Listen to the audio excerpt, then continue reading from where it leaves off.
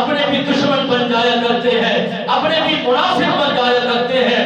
رفاقت میں بیٹھنے والے وہی مخالف ہو جا کرتے ہیں، پیچھے نماز پڑھنے والے وہی منافق ہو جا کرتے ہیں۔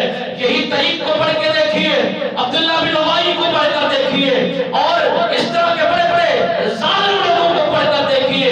یہی نبی کے پیچھے نماز پڑھا کرتے تھے، آپ کی اتباع میں کھڑا ہویا کرتے تھے، یہی منافقت کو پھیلایا کرتے تھے، یہی آپ کے پیچھے پیٹھ کے پیچھے باتیں کیا کرتے تھے۔ مگر آپ سرکار نے فرمایا ہم نے جو دین اسلام کے لیے کام کیا ہے، بہت سارا کام ہم نے کیا ہے، اس غرض کے لیے کیا ہے، رب نے جو بھیجا، رب نے قرآن کے اندر جو فرمایا، وَلَقَدْ كَتَبْنَا فِي الزَّبُورِ مِن بَعْدِ الذِّكْرِ أَنَّ الْأَرْضَ يَرِثُهَا عِبَادِيَ الصَّالِحُونَ۔ رب بے نیاز نے فرمایا تم میرے بن جاؤ، کائنات تمہاری ہو جائے گی، میرے ہو جاؤ، یہ محلات تمہارے ہو جائیں گے، تم میرے ہو جاؤ۔ زمین کی خاطر، انچ انچ کی خاطر ہر فرد انسان جھگڑا کرتا ہے، قتل و غارت کرتا ہے، مار پیٹ کرتا ہے، اور گالی گلوچ کرتا ہے، بہت کچھ کہہ جاتا ہے۔ مگر مالک بے نیاز نے فرمایا جھگڑا نہ کر، تیرے لیے میں نے آسان کر دیا ہے، بس تو میرا ہو جا۔ یہ ذرہ، یہ زمین، یہ خطہ، یہ دھرتی، یہ جہان، یہ کائنات، یہ انسان سب تیرے ہو جائیں گے۔ وہ کیسے؟ وَالْأَرْضَ كَتَبْنَا فِي الزَّبُورِ مِن بَعْدِ الذِّكْرِ أَنَّ الْأَرْضَ يَرِثُهَا عِبَادِيَ الصَّالِحُونَ۔ رب بے نیاز نے فرمایا یہ زمین کا حصہ ان لوگوں کی وراثت ہے جو عبادت کرتے ہیں، ریاضت کرتے ہیں، تسبیحات کرتے ہیں، اذکار کرتے ہیں، ذکر کرتے ہیں، میری حمد میں رہتے ہیں، میری تسبیحات میں رہتے ہیں، میری یاد میں رہتے ہیں۔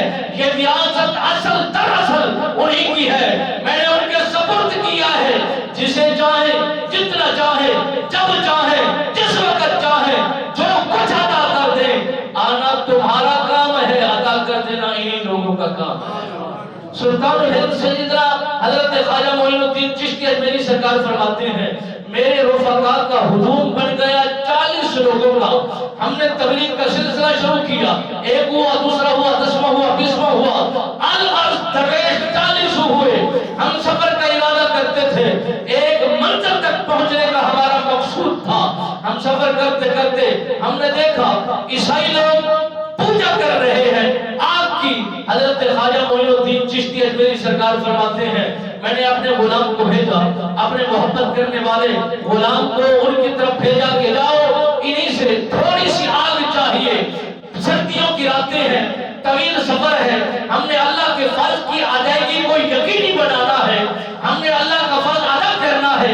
اگر آگ مل جائے، پانی گرم ہوگا، سب مسافر وضو کریں گے، نماز کی ادائیگی ہو جائے گی، ہم ان کے لیے دعا گو ہو جائیں گے۔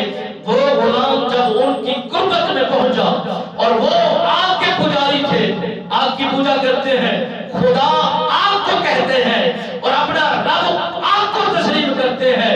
درویش نے جواب پایا، بادشاہ اور اس شہنشاہ حضرت خواجہ معین الدین چشتی اجمیری کی کچہری میں لوٹ آئے، حضور تیرے